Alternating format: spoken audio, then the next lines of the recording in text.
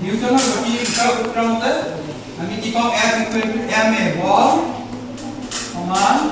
ভৰ পূৰণ ত্বৰণ এইটো ইয়াৰ দ্বাৰা প্ৰমাণ হয় ইয়াতে চোৱা F = ma ইয়াত আমি যদি কি কৰো ভৰ যদি বঢ়াই যাওঁ ইয়াতে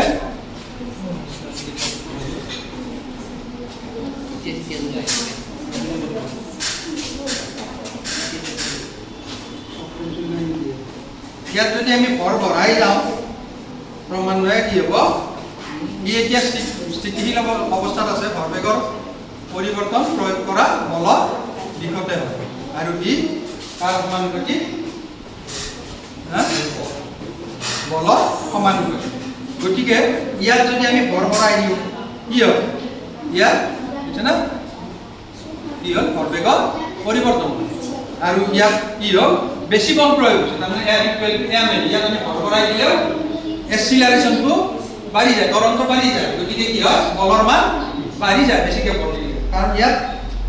বেছি ভৰ দিছোঁ মানে ইয়াক মাধ্যাকৰ্ষণ বলে বেছিকৈ আকৰ্ষণ কৰিব বলৰ পৰিমাণ বেছি হ'ব আৰু যদি আমি এইফালে ভৰ বেছি দিওঁ ইয়াক এই উল্টাফালে টানি লৈ আহিব এনেকৈ হয়নে গতিকে এইটোৱে বল সমান ভৰ পূৰণ যে ত্বৰণ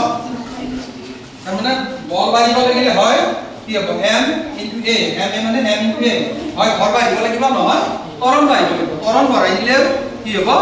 ভৰটো একে থাকিব তেতিয়া কি হ'ব ত্বৰণ বঢ়াই দিলে বলৰ পৰিমাণ যেনে তেনে বাঢ়িব ভৰটো একে থাকিব F = ma যিহেতু m টো কনষ্টেণ্ট থাকিলে ত্বৰণটো বঢ়ালেও বলৰ পৰিমাণ বাঢ়িব বা আমি যদি ভৰ বঢ়াই দিওঁ তেতিয়াও কি হয় বলৰ পৰিমাণ বাঢ়ে আৰু ভৰ বঢ়াই দিলে ত্বৰণো বেছি হয় এইখিনি তাৰমানে F = ma প্ৰমাণ কৰিব